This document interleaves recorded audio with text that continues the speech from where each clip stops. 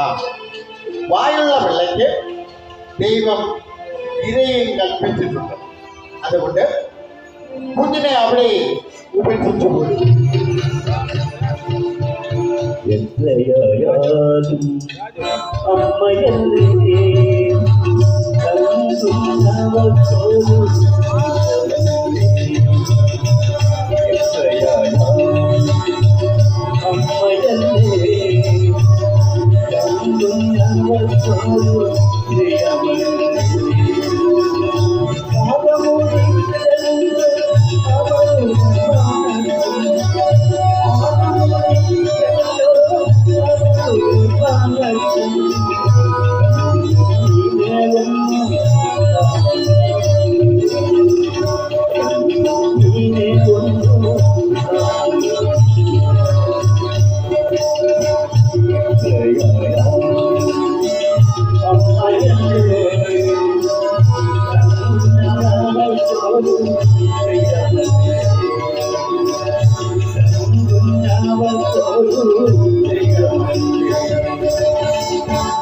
തന്റെ അടിമ കുഞ്ഞിനെ താലോലിക്കുവാൻ ഏതൊരു അമ്മയ്ക്കാണ് ആഗ്രഹമില്ലാത്തത്?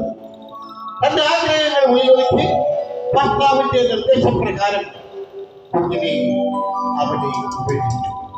ഭർത്താവിനോടൊപ്പം യാത്രയായി. കാട്ടുചോലയിലെ വെള്ളം കുടിച്ചും കാട്ടുവടങ്ങൾ ഭക്ഷിച്ചും പിൻകാണത്തിൽ കിട്ടുന്നത് ഭക്ഷിച്ചും എവിടേക്കെന്നില്ലാതെ അവർ സഞ്ചരിച്ചു. വർഷങ്ങൾ കഴിഞ്ഞു. നീണ്ട 11 വർഷങ്ങൾ. ഇതിനിടയിൽ പച്ചമി 11 കുഞ്ഞുങ്ങൾക്ക് ജന്മം നൽകി. അതെ, പ്രസവിച്ച സ്ഥലത്ത് തന്നെ ആ കുഞ്ഞിനെ ഉപേക്ഷിച്ചു. നൂറ്റാണ്ടുകൾക്ക് മുമ്പ് അങ്ങനെയൊക്കെ നടക്കും. ഇന്നാണെങ്കിലോ നമ്മൾ എവിടെയെങ്കിലും ഒരു കുഞ്ഞിനെ ഉപേക്ഷിച്ചാൽ നമ്മുടെ ചെറുപ്പക്കാരൊക്കെ പറയും പോലെ എന്താ കിട്ടുക? 8ന്റെ പണി കിട്ടും, അല്ലേ? 8ന്റെ പണി കിട്ടും. അന്ന് ആ കാലത്ത് അങ്ങനെയൊന്നുമില്ലായിരുന്നു. അതെ, അമ്മ തൊട്ടിലൊന്നും അന്നില്ലായിരുന്നു.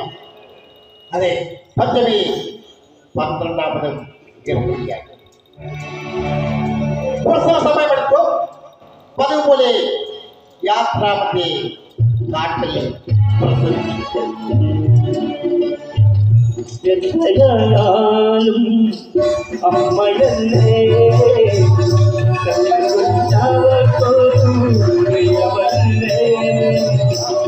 എത്രയായാലും അമ്മയല്ലേ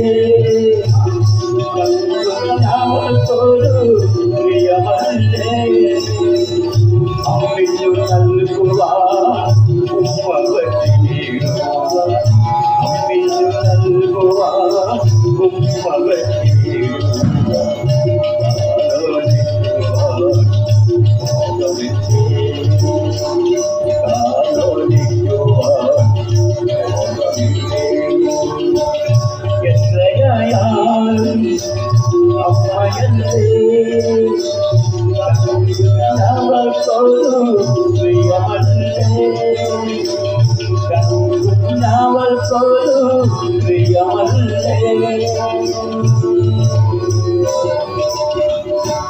തന്റെ ഭർത്താവിന്റെ ഇഷ്ടങ്ങൾക്കനുസരിച്ച് ജീവിക്കുവാൻ അവൾ ഒരുക്കമാണ്.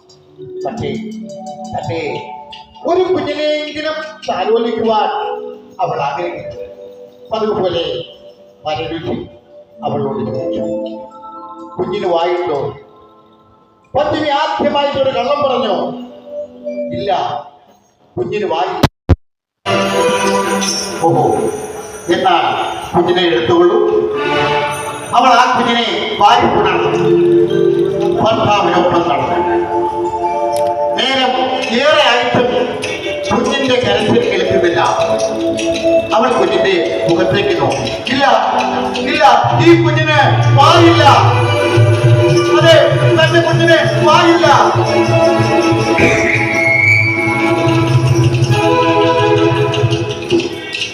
താൻ ആദ്യമായിട്ട് പറഞ്ഞ വാക്കുകൾ ഫലിച്ചിരിക്കുന്നു, സത്യമായിരിക്കുന്നു.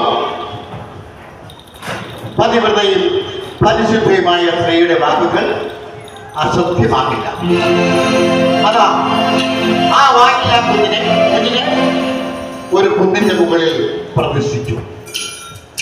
അതാണ് നാം ഇന്ന് അറിയപ്പെടുന്ന വായില്ല കുഞ്ഞിനപ്പൻ.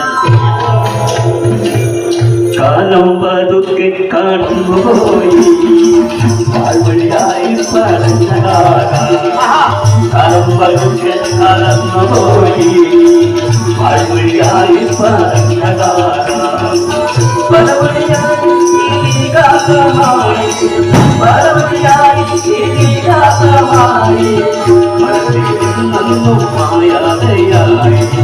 മനസ്സിൽ നിന്നും മായാതെയായി കാലം പതുക്കെ കടന്നുപോയി പാൽവഴിയായി പറഞ്ഞ പാൽവഴിയായി പറഞ്ഞ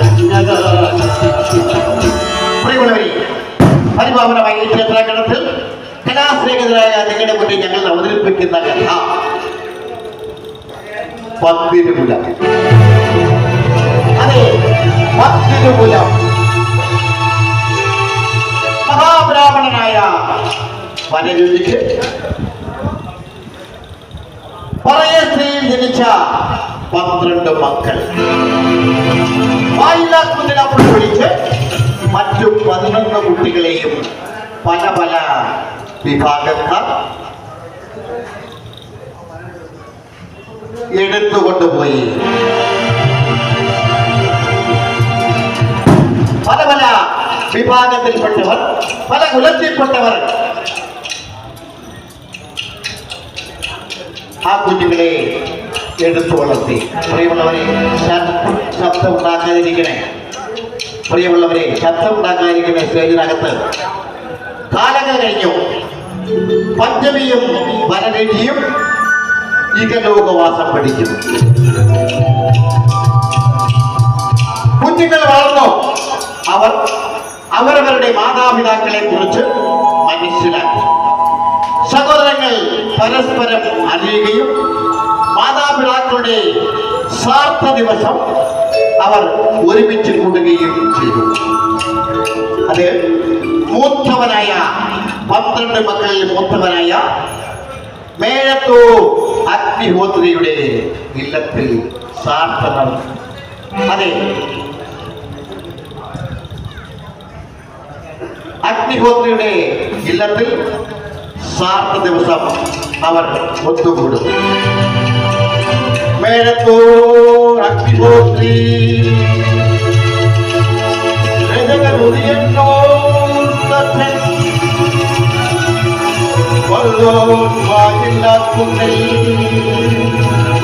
മടുതലനായ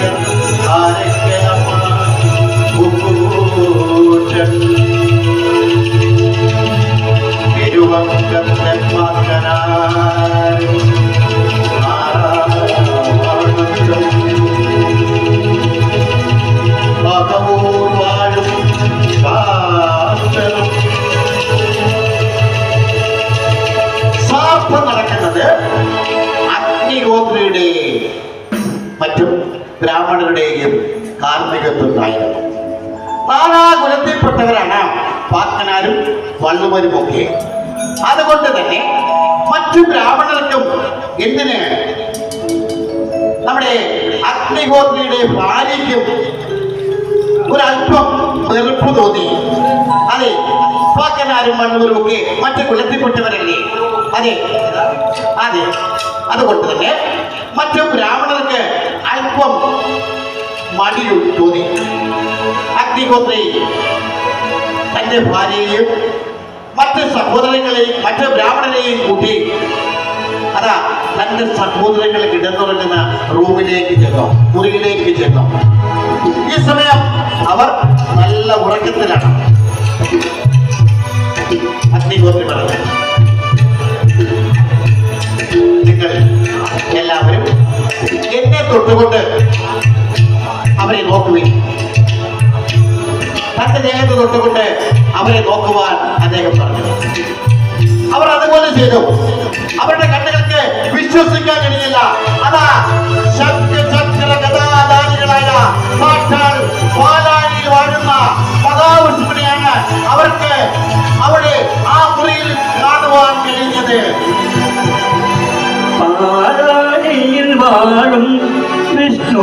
മഹേശ്വരൻ മകനായി മാതാനിയിൽ വാഴും വിഷ്ണു മഹേശ്വരൻ മകനായി ചാകരും നാരായണത്തും പടുതലനായനും കൂട്ടുകൂട്ടൻ ചാകരും നാരായണത്തും പടുതലനായനും ഉപ്പുകൂട്ടൻ ഉയർത്തോരും പല്ലുവനും വിഷ്ണു മഹേശന്റെ അവതാരം ഉള്ളിയത്തോരും പല്ലുവനും വിഷ്ണു മഹേശന്റെ അവതാരം പാലാഴിയിൽ വാഴും വിഷ്ണു മഹേശൻ വാസനാരായും ജഗനായും വാസനാരായും ജഗനായും മേഴത്തോട് അഗ്നിഹോത്രുടെ ഇല്ലം ഇത് എവിടെയാണെന്ന് അറിയില്ലേ? നമ്മുടെ ഇന്നത്തെ പൊന്നാനി താലൂക്കിലെ ഒറ്റപ്പാലത്തിനടുത്തുള്ള കടമ്പൂർ മലക്കിലാണ് അത്. അതെ, പത്തനംതിട്ടയിലെ ഓരോരുത്തരെ കുറിച്ച് പറഞ്ഞാൽ ഏറെയുണ്ട്. അതാ ഒരു ആരോഗ്യത്തിന്റെ ഗാത്രനായ മനുഷ്യൻ തന്റെ വളരെ സാഹസപ്പെട്ടുകൊണ്ട് ഒരു വലിയ പാറ ഉരുട്ടി ഒരു കുന്നിന്റെ മുകളിലേക്ക് അങ്ങനെ കയറ്റുകയാണ്. വളരെ ഒറ്റയ്ക്ക് വളരെ സാഹസപ്പെട്ട് ആ കുന്നിന്റെ മുകളിലേക്ക് ആ വലിയ പാറയെ ഉരുട്ടി കയറ്റുകയാണ്. ആ പാറ കുന്നിന്റെ മുകളിലെത്തി അതിനുശേഷം അദ്ദേഹം ആ വലിയ കരിങ്കൽ പാറ ആ കുന്നിന്റെ താഴേക്ക് വലിച്ചെറിഞ്ഞു. അതാ ആ പാറ കടകട ശബ്ദത്തോടെ അങ്ങനെ താഴോട്ട് ഓടുകയാണ്, ഒലിക്കുകയാണ്. ഈ ശബ്ദം കേട്ട് ഇത് കണ്ട് അദ്ദേഹം ആ ദൃഢഗാത്രനായ ആരോഗ്യദൃഢഗാത്രനായ ആ ചെറുപ്പക്കാരൻ അങ്ങനെ കൈകൊണ്ട് ചിരിക്കുകയാണ്.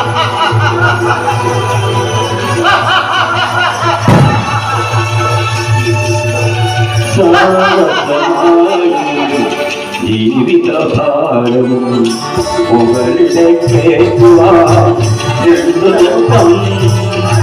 സാധകമായോ ജീവിതഭാരം മുകളിലേക്കേറ്റുവാൻ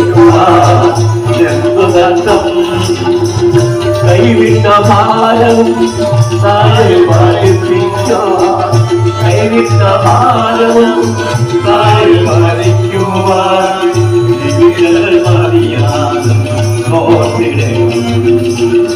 വിവിധങ്ങൾ മതിയാകും സാധകമായോ കേട്ടുവാൻ എന്തു തട്ടം അതികഠിനമായി നാം പടുത്തുയർത്തുന്ന നമ്മുടെ ജീവിതം എത്ര കഠിനപ്പെട്ടാണ്, എത്ര സാഹസപ്പെട്ടാണ് നമ്മുടെ കുടുംബങ്ങളെ നമ്മൾ ഉയർച്ചയിലേക്ക് കൊണ്ടുവരുന്നത്. മക്കളെ, ചെറുമക്കളെ, മരുമക്കളെ എന്ന് വേണ്ട, നമ്മൾ അവരെ വളരെ സാഹസപ്പെട്ട് വളരെ കഷ്ടപ്പെട്ട് ഒരു കുടുംബം മുകളിലേക്ക് എത്തിക്കുന്നു. പക്ഷേ കൈവിട്ടാൽ ആ കുടുംബം പെട്ടെന്നാണ് നിലംപതിക്കുന്നത്.